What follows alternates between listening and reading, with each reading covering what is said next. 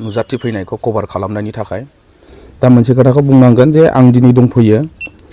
30 नं चिरां समस्तिनि सिङाव थानाय बामुनगाव दत्तपुर बे गामियाव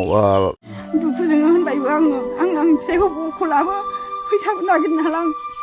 थाथोंसै हस्पिटालावनो मा जायो होननानै राम सारखौ आं खावलायनो सानदोंमोन थाबैनो आंनि फिसायनि हालखौ नायनानै एसे जा हायो बिथाङा एबार देरहालांनाय हिसाबै हाजासेखौ गावनि हाजासे बायदिखौ आं अनसुंथाइ हरजानो लुबैदों मोजां मोनो आंहाबो सासे बेफोरबायदि फिसा हौवा दंमोनबा सोरनिबा न'खराव बेफोरबायदि जायोमोनबा आंबो बिदि आंनि फिसायाबो बिदि खालामनो हागौमोन साननानै आं जोबोद अननाय मोनदों सिया सारनावबो आं थाङो होननानै आं दहाय फुङाव गोब्राब लाबायदों हारसिंनो रावखौबो आं लोगोखौ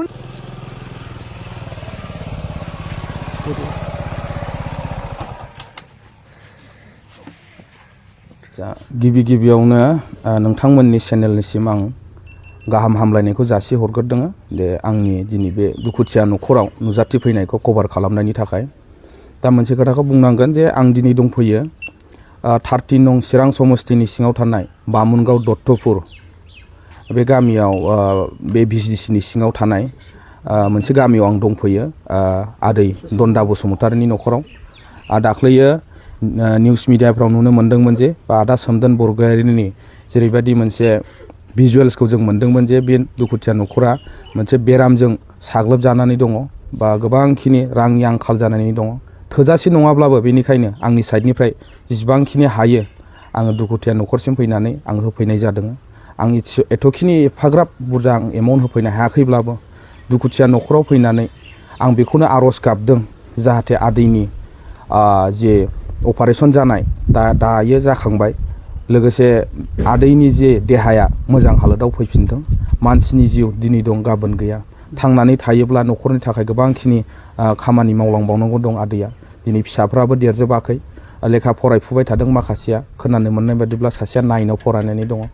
बिफानि थाखायनो फरायला होननायखौबो जोङो माने जोनोमगिरि बिमानिफ्राय खोनादों नाथाय आं खावलायदों बेफोरबायदि दुखु दाहाखौ लानानै फरायनायनिफ्राय जानगाराव थानो नाङा जि खालामो इसोरा मोजांनि थाखायनो खालामगोन जोबनायाव आं बेखौनो बुंनो सानबावदोंदि रायजो राजा बिथांमोना सोरबाफोर नैबे आदै दन्दा बसुमतारिनो जुदि राङारि अनसुंथाइ होनो जुदि गोसो गुदुं जानानै दङब्ला बा दुखुथिया न'खरखौ जुदि अनखांनानै होनो गोसोब्ला होफैनो हागोन आं बेखिनिखौनो आङो बुंनानै सरखार तरफनिफ्राय बेखौ आङो थाबैनो रायलायगोन हाइ लेभेलाव दा जेसेबांखिनि मा हायो हाया मा अपिनियन होयो गोजौनिफ्राय आं बेखौ थाबैनो आं नोंथांमोननो फोरमायगोन आं बिराद माने गोसोआव गाबखांनाय मोनदों जे जेसेबांखिनि हायो सरखारनिफ्राय बेखौनो आं गोजौआव सावरायगोन आरो फार्स्टआवथ' जोङो ओरैनो सादासो सानदोंमोन खर' गिदिंनानै गोबाबाय थानायखौ बेनिखायनो जोङो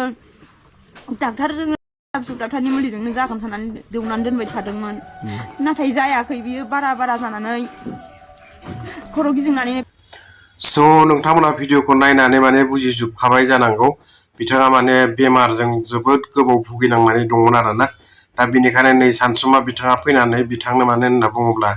गोरिब दुखुथिया न'खरखौ नुनानै अनसुंथाइ होफैनाय जादों मपेड गारि लाना फैदों बिथाङा थेंक इउ बिदिब्ला बेखिनियानोसै